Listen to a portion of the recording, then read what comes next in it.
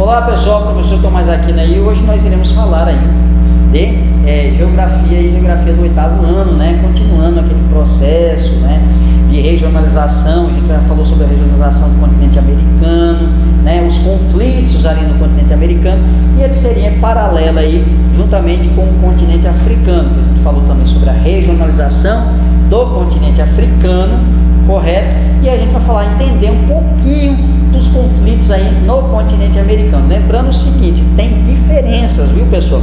Diferenças dos conflitos aí na América Latina, que são conflitos mais gerados por política, né? São mais conflitos políticos, e os conflitos aqui no continente africano são conflitos mais étnicos, ou seja, mais relacionados à cultura, né? Ao modo de vida, a cultura de cada povo ali, de várias culturas ali que existiam no continente africano.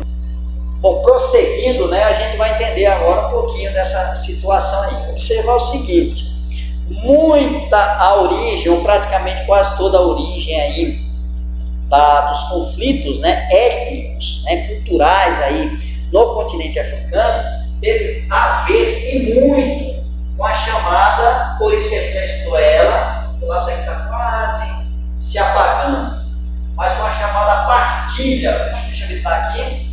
Partilha da África, né? Ou seja, toda a África, o continente africano, ele foi retalhado, dividido entre as principais potências industrializadas europeias, né? Então, em 1884, né, em Berlim, na Alemanha, foi decidido que toda a África ia ser partilhada, né, em áreas de ocupação, influência europeia. E o que vai acontecer isso aí? Que vai aumentar, né, incentivar as disputas internas no continente africano. Vai ser justamente, de uma forma maliciosamente, vai ser colocado aqui, dentro de um mesmo território, sobre a administração de um país europeu, colocado etnias diferentes, né? Grupos étnicos, sociais diferentes, culturais diferentes, inclusive até rivais. Era uma estratégia, uma tática, né? Com o objetivo de quê? Quando você bota duas pessoas, né, dois grupos rivais no mesmo território, vai ficar muito difícil a união desses grupos, e aí se voltar contra quem? Contra o grupo dominante. Então vamos botar um exemplo. Se você tem aqui um belga, um alemão aqui dominando aquela determinada área, aquela determinada população, se você tem dois grupos ali diferentes, né, vai ficar mais difícil deles se unirem e combater o invasor, o dominante alemão. Um exemplo.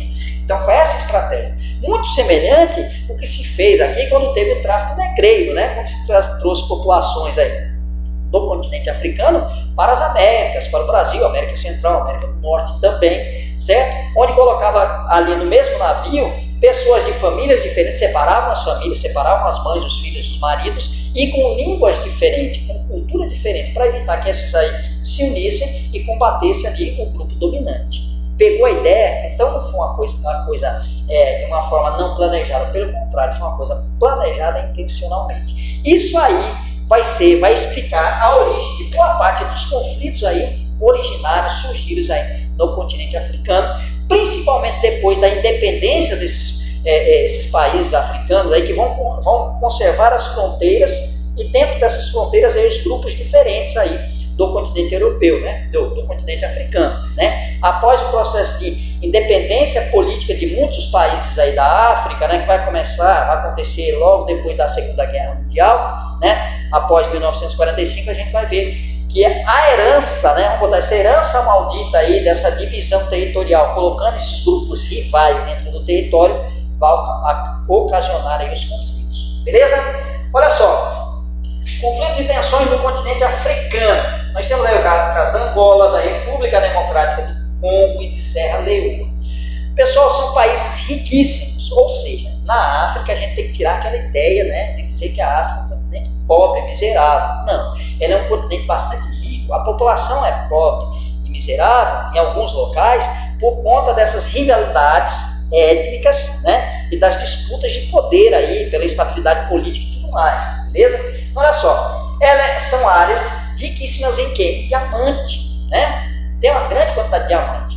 E assim, como a gente estudou lá nos conflitos da América Latina, que o tráfico internacional de drogas, né, a cocaína, o tráfico internacional da cocaína ali proporcionado aqui pela Colômbia, e que o público, né, o mercado consumidor dessa droga era os Estados Unidos, assim também o diamante, ele vai, aqui no continente africano, ele vai promover o quê? O crescimento, a compra de armas, né, por esses grupos. Então grupos vão aí dominar determinados locais aí, dessa exploração de diamante, para poder financiar os seus conflitos aí, a sua dominação política territorial nesses determinados países. Então, são regiões bastante ricas em diamante, dominados, alguns setores dominados aí por esses grupos rivais, para poder financiar os seus conflitos, as suas guerras, né? Sua luta pela dominação do território. Então, vamos lá. Três países são esses aí, né? Angola, República Democrática do Congo e a Serra Leoa. Vamos lá. Recursos minerais, Angola, Serra Leoa e República Democrática do Congo. Questões econômicas, exploração e disputa por diamantes, os chamados diamantes de sangue. Então esse setor, até tem um filme também, que trata um pouquinho disso aí, né? Daquele artista, né? Leonardo DiCaprio, né? Aquele ator. Então fala justamente aí um pouquinho dessa história aí, sobre esses diamantes de sangue, né? Que é justamente essa região, esse setor aí, onde tem essa disputa aí, essa exploração muito forte aí de diamantes aí para financiar os seus conflitos. Prosseguindo, né? Conflitos do Sudão, né? O conflito no Sudão ele vai surgir a partir do momento da independência política, né? Da separação do Sudão do Sul. Quando o Sudão do Sul ele vai se separar, existia uma diferença, uma divisão entre o presidente e um grupo étnico, né? E o vice-presidente, outro grupo étnico aí. Então, a separação do presidente e o vice-presidente proporcionaram o quê? A independência e a criação do Sudão do Sul, né? E a base econômica do Sudão era justamente a exploração do petróleo. Quando o petróleo entra em crise, existe o quê? Uma instabilidade política, ou seja, a econômica, ou seja, a economia ela vai afetada, né? Quando é uma economia próspera, tá tudo bem. Mas quando a economia começa a ser afetada, ela vai entrando em decadência, vai caindo, aí vai refletir também na política, na administração do país. Então, as causas dos conflitos aí no Sudão vai ser justamente a instabilidade econômica que vai provocar uma instabilidade política no país, né? Essa divisão, né? Em Sudão do Sul, entre o presidente e o vice-presidente, então vai proporcionar, ocasionar todos esses conflitos aí, beleza? E a região de maior conflito é justamente aí na fronteira dos dois países. Então vamos lá. Sudão, divisão em Sudão e Sudão do Sul. Independência em 2011, ou seja, foi uma independência recente, né? A gente tem o quê? 9 anos aí nesse processo, esses conflitos, né? Teve aí os Dinkas, 15% da população, aliadas a quem? Ao presidente do Sudão. Versus quem? Aos Nuer, 10% da população, aliadas ao vice-presidente. Essa divisão aí que vai originar o quê? O Sudão do Sul, essa divisão entre esses dois políticos, o presidente e o vice-presidente. E essas duas populações étnicas, culturais, os Dinkas, né, e os Nuer, vão proporcionar a separação. Essa separação aí vai ser afetada justamente também pela produção aí, afetar a produção do petróleo, né? Afetando a produção do petróleo também vai afetar também a estabilidade política do país, né? Então vamos lá. Crise econômica do quê? Do petróleo e proporcionando, né, levando até uma crise política também. Continuando, próximo slide, nós temos aí os conflitos na Etiópia. A Etiópia também ela tinha o seguinte, ela tem uma multiplicidade étnica, ou seja, várias etnias, né, vários grupos culturais ali dentro do seu território. E até um certo ponto, de uma certa forma, eles eram respeitados. Inclusive, esse respeito, né, essa convivência pacífica, né, até onde então era possível, estava na Constituição da Etiópia. Existia isso aí em Constituição, em Carta Constituinte, em lei maior, certo? Mas isso aí vai começar sendo afetado, né? E aí vão entrar grupos rivais, tentando uma separação e tudo mais. A entrada, e a gente observa o seguinte, pessoal, a entrada do islamismo, né? O islamismo é um povo, né, muçulmano, né? O muçulmano que professa, né, que defende, né, que aí é ligado à religião islâmica, né, onde tem Alá como seu principal, né, o principal Deus seria Alá, né, que é o mesmo Jeová também, judeus, né, e assim por diante. Então, o que acontece? Então, são grupos extremamente guerreiros, né, que tem aquela ideia de expandir, né, espalhar, assim, os seus territórios, né, ou seja, então, sempre desde a fundação, né, eles tinham essa ideia, assim, de aumentar o seu império, né?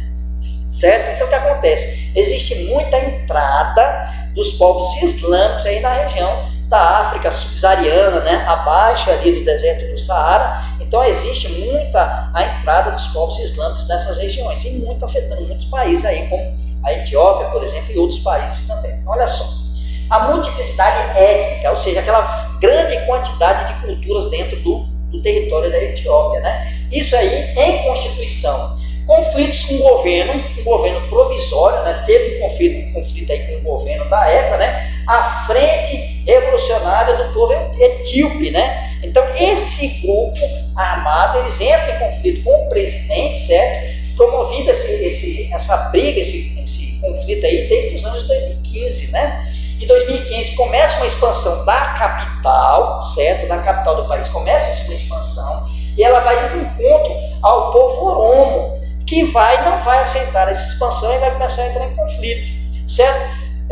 Tempos depois, a expansão da capital vai deixar de ser executada, ou seja, vão acabar com essa ideia de expansão da capital, mas mesmo assim, muitos, né, dessas muitas etnias que tinha lá, como o povo oromo, ele vai ficar, muitos deles serão mortos aí nesse período, beleza? Então essa é a ideia, a questão aí do povo etíope, né? Que é esse conflito aí entre o presidente e a frente revolucionária do povo etíope.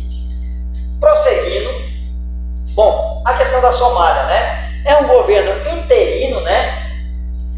Abdullahi Yusuf, que é o presidente interino, né, provisório de lá, né? Ele entra em luta com as milícias da União das Cortes Islâmicas.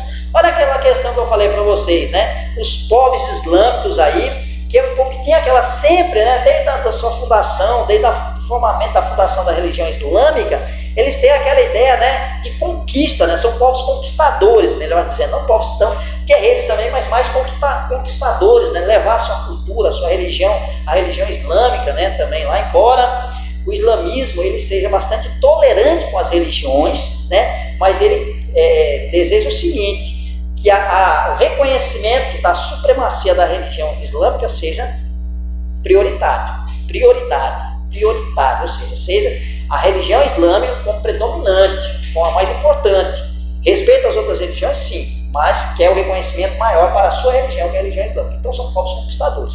E ele vai adentrando justamente vários locais aí da África subsaariana, que é aquela África, né, abaixo aí do deserto do Saara, né, certo? Então o que acontece? Então tem essa disputa política aí no Sudão, né, esse governo interino, né, junto aí com as cortes islâmicas, né, a união das cortes islâmicas. Desde 2004 está se desenvolvendo esse conflito aí. Bom, essa união das cortes islâmicas é um grupo paramilitar, certo?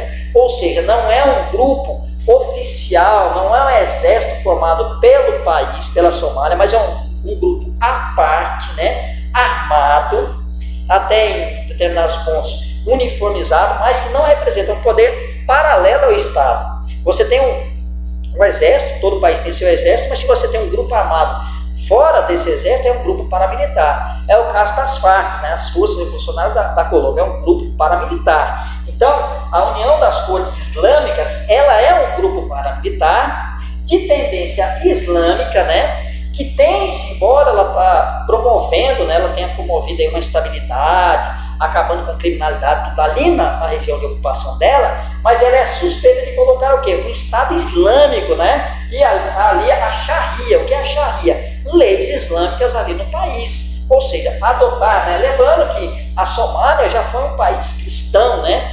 Tendência aí tem uma quantidade cristã muito grande, mas ela já foi um país com maior força cristã ali nos países da África, beleza? E aí as cortes islâmicas têm essa intenção aí de ser, que ela tem essas intenções aí de promover aí uma islamização aí da Somália, beleza, pessoal? Bom, tem também, na Somália nós temos a presença de piratas, né? Na região norte e nordeste do país, aí nós temos a presença de piratas aí bastante forte aí nessa região, certo? Também um grupo islâmico bastante forte, bastante conhecido também, envia, né, soldados, apoio e tudo mais, que é o chamado Boko Haram, que também é um grupo islâmico aí que também tem a sua presença, uma participação aí nessa questão aí, dando apoio à união das cortes islâmicas, a esse grupo paramilitar em oposição ao presidente, né? Ali o presidente é um presidente interino ali, Abdullah Yusuf, certo? Prosseguindo, África do Sul, pessoal. A África do Sul é bastante interessante, a questão da África do Sul. Ali ela faz parte do BRICS. Não sei se vocês estão lembrados do BRICS, né? BRICS é Brasil, Rússia, Índia,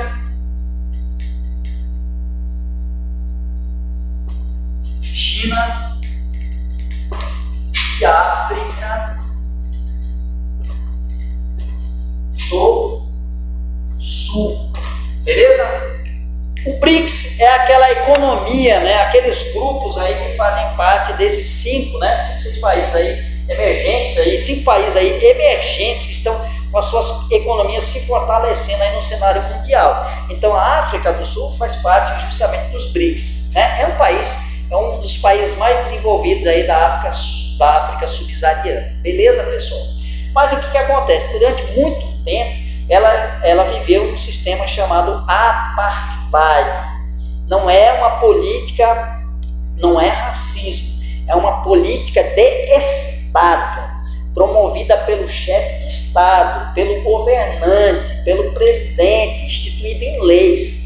A separação entre a população branca e a população discriminada negra, né? Ou seja, então a população branca sendo minoria, ou seja, pequena quantidade mesmo, mas a população negra, sendo maioria, era privada dos direitos básicos, né? Existiam os bantustões, né, que eram locais, que eram colocadas, eram bairros especificamente para a população negra, né? Aí na África do Sul, né? Banheiros destinados à população negra, né? A proibição aí de andar em ônibus, né? Ônibus públicos aí, se tivesse algum, era exclusivamente aí da classe, né? Predominantemente branca. Ou seja, então tinha esse nível, essa política de Estado, não era uma única pessoa, não, era a Constituição do país que instituía essa divisão, essa separação, é chamada isso segregação racial, separação racial, embora a gente saiba que não existe raças, né? Então existia essa política aí na África do Sul.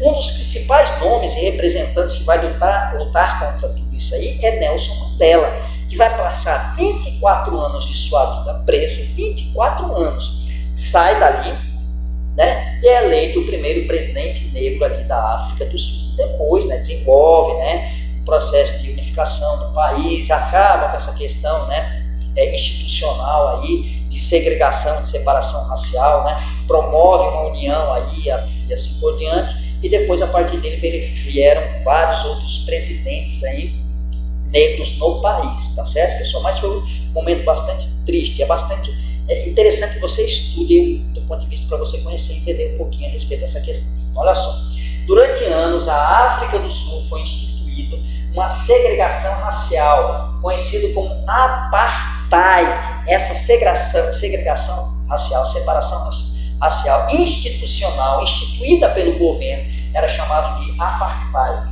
O símbolo de resistência contra tal regime foi Nelson Mandela, que após 24 anos de prisão se tornou o primeiro presidente negro do país. Beleza? Então fica mais essa questão aí de conflitos aí, beleza? Prosseguindo, né? Ruanda, pessoal. A Ruanda é um caso extremamente doloroso, um genocídio aí, que fez parte de quase 800 a 1 milhão de pessoas foram executadas, de 800 mil a 1 milhão de pessoas foram executadas aí em Ruanda, certo? De um grupo, né, dos Tutsis, serão executadas nesse processo. Então, o que vai acontecer? Tudo vai acontecer o seguinte: naquele processo de partilha da África, a primeira potência industrial europeia que vai tomar conta de Ruanda vai ser justamente a Alemanha. Mas a Alemanha perde a Primeira Guerra Mundial, aí entra quem? A Bélgica. A Bélgica entra como conquistador.